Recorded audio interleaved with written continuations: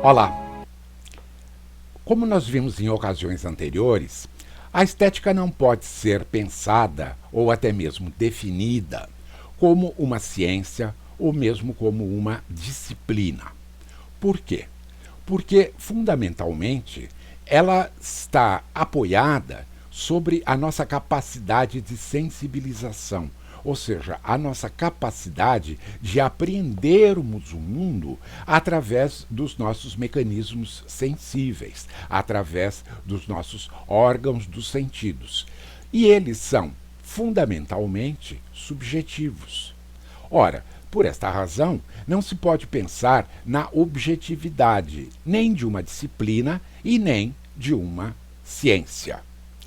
Então, em função desse tipo de crítica, que muitas investigações sobre a questão da estética conheceram nos anos, especialmente no final do século XIX, nós vamos perceber que o desenvolvimento que este ramo do conhecimento veio adquirindo foi se afastando de qualquer tentativa totalizadora ou totalizante, querendo pensar-se como uma ciência ou como uma disciplina. Portanto, nós vamos perceber que ao longo do século XX, estas contestações vão aumentar cada dia mais, de modo que hoje, no nosso tempo, nós podemos pensar que a estética seja um regime de sensibilidade. O que se quer dizer exatamente com esta frase? O que é um regime e o que vem a ser sensibilidade? O regime, nós temos um conjunto de significações diferentes, mas eu gostaria de destacar, sobretudo, que um regime é uma maneira de reger, é uma maneira de governar, não é? E que é, sobretudo, um modo de conduzir a vida e a própria existência, assim como é um método de cultivo.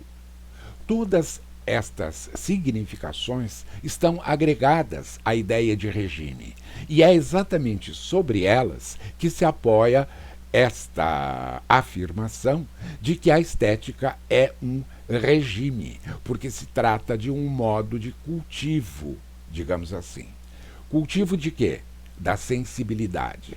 E o que é que então se entende por sensibilidade? Além das apreensões óbvias, não é?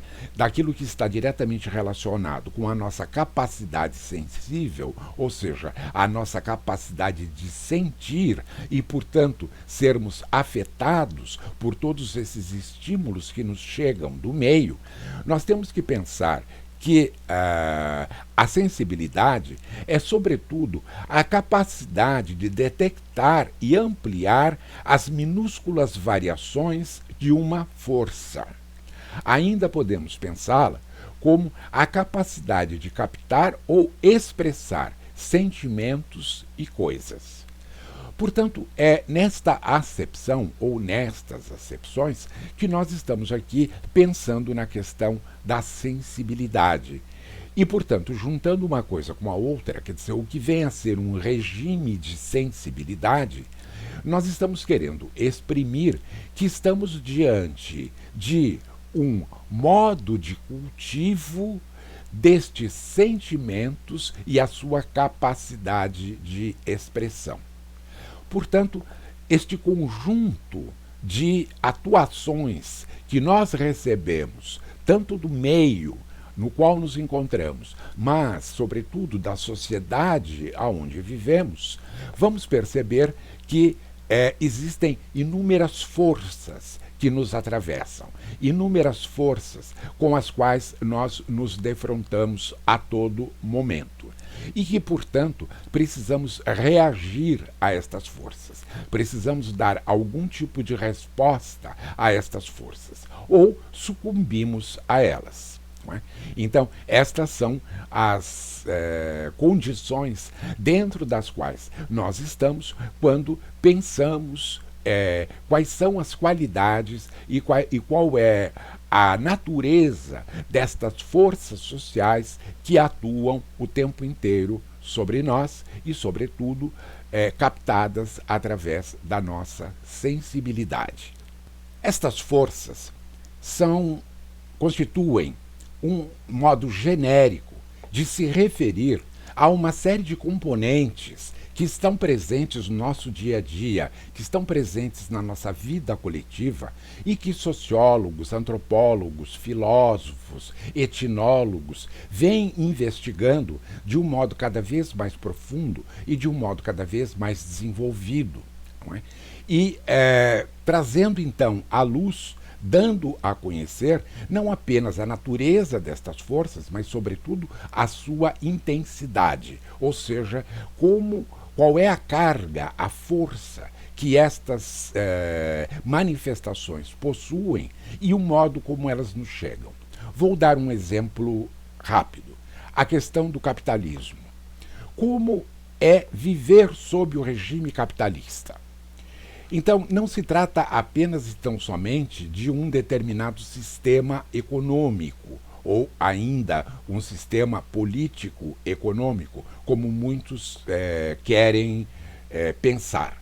Mas é preciso dimensionar quais são exatamente as forças que o constituem. Isto é, por que ele é tão determinante sobre a condução da nossa própria existência e, ao mesmo tempo, porque ele é tão dominante em relação à organização de todas as instituições que constituem o Estado. Ou seja, por que este Estado, sobretudo o Estado neoliberal, se apoia exatamente sobre esta entidade mágica, esta conhecida como mercado. Então, sob esta expressão, na realidade, precisamos entender onde estão colocadas as forças de atuação do capital.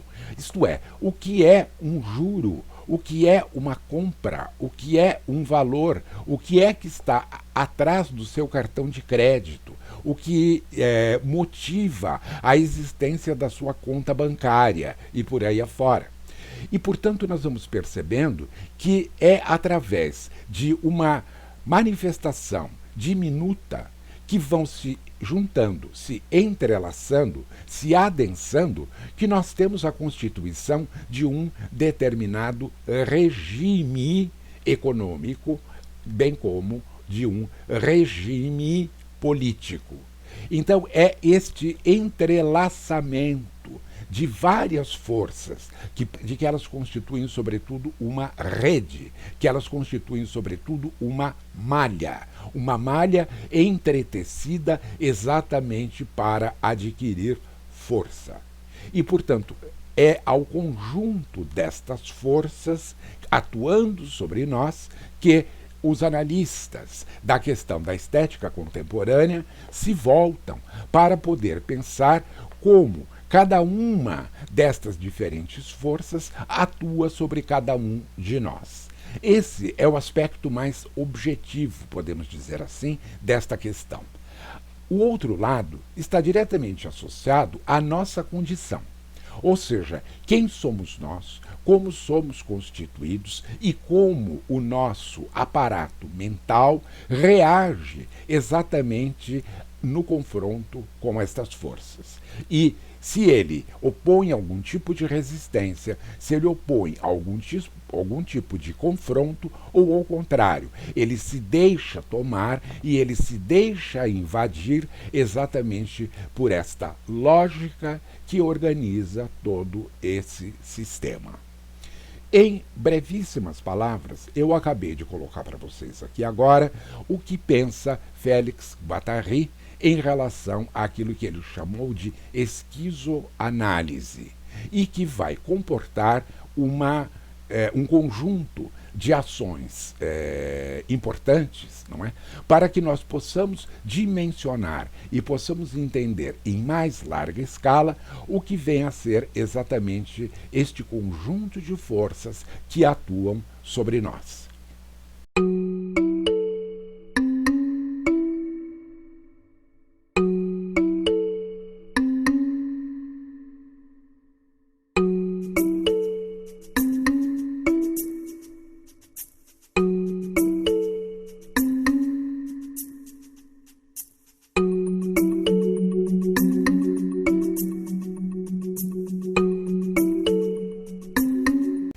Máquinas. Máquinas de todas as espécies e de todas as qualidades. Nós estamos cercados pelas máquinas e a nossa vida nas grandes metrópoles tornou-se uma parte deste grande maquinário, deste grande mecanismo que orienta todo o desenvolvimento social e que interrelaciona todos os indivíduos que compõem esta sociedade. Portanto, nós vamos perceber que o capitalismo contemporâneo ele é um macrosistema organizado em modo planetário. Por isso se fala tanto em globalização. A partir do momento em que as bolsas de valores estão todas interconectadas entre si e podem ser responsáveis, por exemplo, não é, pela queda de uma ação. Então, uma ação comprada na China pode fazer despencar toda a economia planetária. E isto, então, possui profundas implicações, que evidentemente nós não percebemos de imediato, não é? Nós não acompanhamos a Bolsa de Valores, nós não estamos sintonizados no tipo de resultado que vai acontecer a partir desta perda bilionária de valores. Mas, logo e em muito breve, sentiremos o impacto que isto vai causar no preço dos alimentos, no preço do gás de cozinha, no preço da sobrevivência. E é deste modo, portanto, que o sistema como um todo se organiza. Nesta situação, nós vamos perceber que lentamente nós vamos incorporando a lógica de funcionamento do sistema. Não é? Então, com o passar do tempo, nós fomos aprendendo a como conviver dentro desse sistema, a como reagir dentro desse sistema e, através dos nossos algoritmos, não é? Passamos a controlar também a nossa sensibilidade e colocar a nossa sensibilidade em sintonia com este modo de produção. Isto é o que Guattari vai chamar de formação de um inconsciente maquínico. O que ele quer dizer com esta expressão?